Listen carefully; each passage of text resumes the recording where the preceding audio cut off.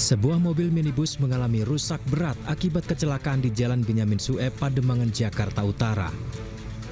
Kendaraan minibus yang melaju dari arah Kemayoran menuju Ancol ini diduga hilang kendali dan menabrak pembatas jalan hingga mobil terguling beberapa kali. Diduga sopir mengantuk saat berkendara dan tak kuasa mengendalikan laju kendaraannya hingga kecelakaan terjadi. Akibat kecelakaan ini, sopir mobil dan satu orang penumpang dibawa ke rumah sakit akibat luka di bagian kepala. Ini cuma perkiraan ya, iya. Karena saya dari lawan arah seberang sono, itu kemungkinan besar kena trotoar aja. Dia kenceng, Ya, kayaknya. ya kemungkinan kenceng, kalau nggak mungkin dibalik. Dia nabrak trotoar. Ya, ada kalau naik. Ini terbalik atau gimana, Bang? Balik. Ini ada nabrak, Bang? Nggak ada. Tadi bilang lakap enggak lah. Kena trotoar, bilang keseimbangan udah. Sementara kendaraan yang mengalami rusak berat dibawa unit Laka Lantas Jakarta Utara dan kasusnya ditangani Laka Lantas Jakarta Utara. Dari Jakarta, Sofian Firdaus, iNews melaporkan. Pemirsa, Menteri Pertanian melakukan sidak di Pasar Lenteng Agung, Jakarta Selatan. Dalam sidak tersebut, Mentan masih menemukan beberapa minyak kita kemasan botol yang tidak sesuai takaran. Siapa Menteri?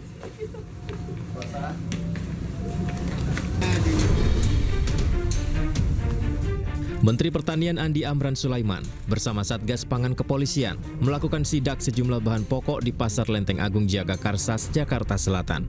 Rp18.000. Masih atas sayapnya berarti ya? Ya. Dalam sidak tersebut, Mentan menemukan beberapa produsen minyak kita kemasan botol 1 liter yang tidak sesuai takaran tertulis.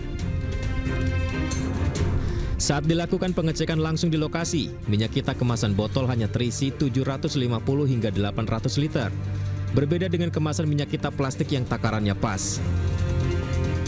Menteri Pertanian Andi Amran Sulaiman mengatakan, dengan adanya temuan ini, pihaknya akan menindak tegas kepada para produsen minyak kita yang mengeluarkan kemasan botol merek minyak kita dengan ukuran 1 liter tapi tidak sesuai takaran. Kami minta ada PT-nya nih, PT Arta Eka Global Asia. Kami minta diproses, kalau terbukti ditutup. Kami minta diproses, bila terbukti disegel ditutup. Nggak boleh ini merugikan rakyat Indonesia, merugikan masyarakat yang sedang melaksanakan ibadah puasa. Dan di luar ibadah puasa, ini tidak boleh terjadi. Di sini tertulis 1 liter, tetapi hanya 0,75 liter, 0,8 liter. Pemerintah tak main-main dalam penindakannya ini, sehingga ke depan akan memastikan langsung ke produsen minyak kita. Dari Jakarta, Rizky Falufi, iNews melaporkan. Ya, setelah heboh minyak kita 1 liter isi 750 ml, kini minyak goreng ukuran 1 liter tersebut kosong di pasaran. Saat ini hanya ditemukan minyak kita ukuran 2 liter di pedagang pasar tradisional.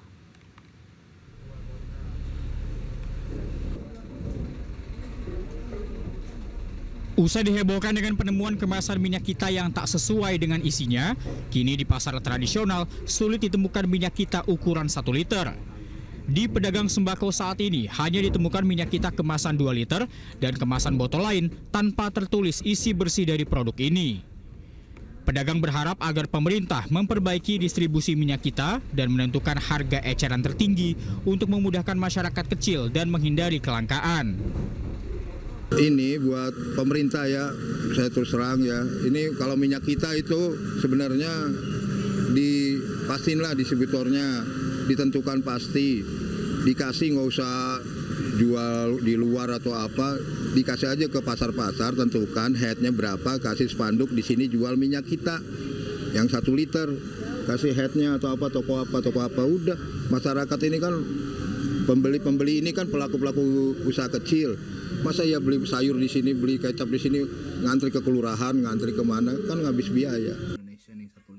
Sebelumnya viral di media sosial unggahan video yang memperlihatkan minyak goreng bersubsidi minyak kita 1 liter ternyata hanya berisi 750 ml. Bukan hanya sekedar isu, bahkan Menteri Pertanian Amran Sulaiman membuktikan langsung saat inspeksi mendadak di Pasar Jaya Lenteng Agung, Jakarta. Dari Jakarta, Wenda Nura, Indra Purnama, iNews melaporkan. Pemirsa, KPK menetapkan Sekjen DPR RI Indra Iskandar sebagai tersangka kasus dugaan korupsi perlengkapan rumah jabatan anggota DPR tahun anggaran 2020. Indra Iskandar ditetapkan sebagai tersangka bersama 6 orang lainnya.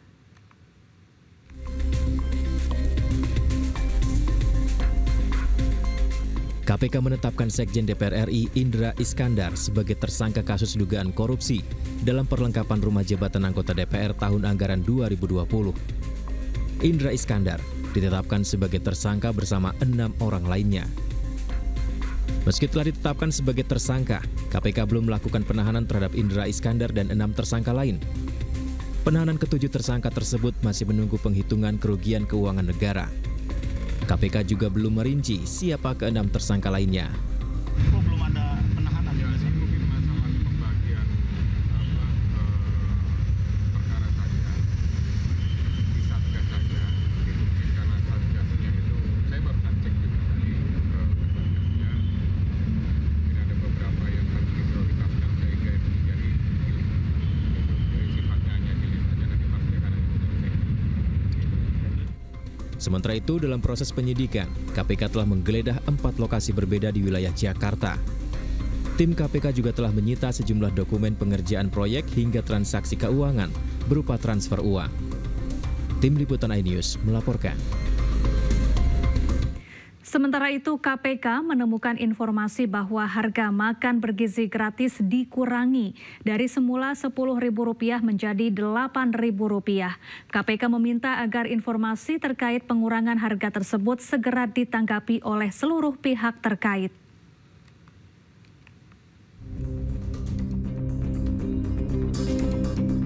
Baru beberapa bulan berjalan, Komisi Pemberantasan Korupsi menerima informasi bahwa dana makan bergizi gratis dikurangi.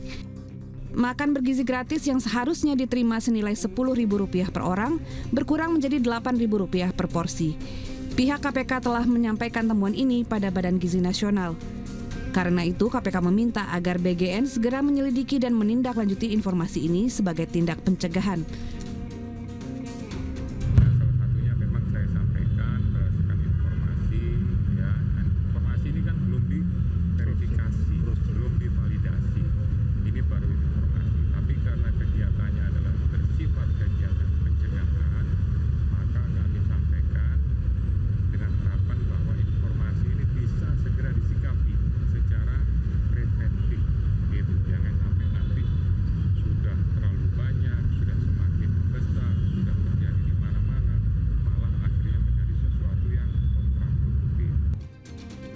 Usai temuan itu, pihak istana buka suara dan berjanji akan menindaklanjuti informasi yang diberikan oleh KPK. Melalui Kepala Kantor Komunikasi Kepresidenan Hasan Nasbi, istana menyatakan bahwa temuan pengurangan harga makan bergizi gratis bukan temuan yang telah diverifikasi. Agar program makan bergizi gratis berjalan dengan baik, Badan Anti Rasuah menekankan pentingnya tata kelola keuangan yang transparan. Selain itu diperlukan keterlibatan masyarakat serta memanfaatkan teknologi dalam pengawasannya. Dari Jakarta, Rizky Falufi, iNews melaporkan. Polisi menangkap Ketua Badan Pengawas Pemilu atau Bawaslu Kabupaten Bandung Barat tengah berpesta sabu. Dari tangan pelaku dan 2 temannya, polisi menemukan alat isap dan 0,84 gram sabu.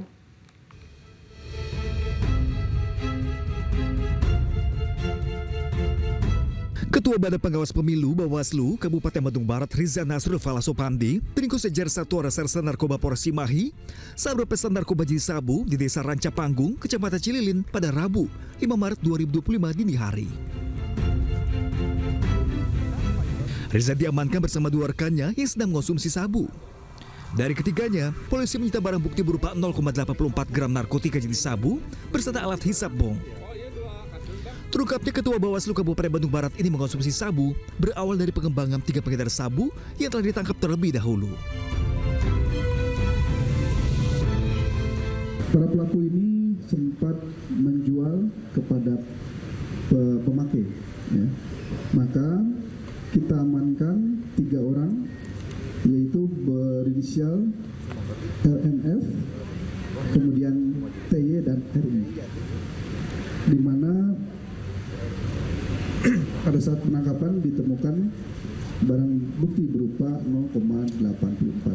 Memang pada saat itu saya memang mau mencari gawon karena memang di rumah mau habis dan mau sahur juga. Ternyata ada kawan ngobrol-ngobrol. Dari situ juga ternyata diajak patungan dan ternyata juga membeli itu gitu.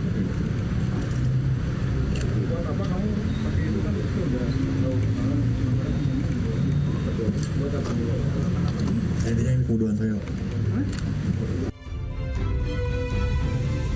Para tersangka dijerat dengan pasal Undang-Undang tentang Narkotika dengan hukuman minimal 5 tahun dan maksimal seumur hidup. Dari Cimahi, Jawa Barat, Iwono Wahyu, iNews melaporkan. Pelatih Timnas Indonesia Patrick Kluivert tiba di tanah air bersama penasihat teknis Jordi Cruijff. Selengkapnya sesaat lagi, tetaplah bersama kami.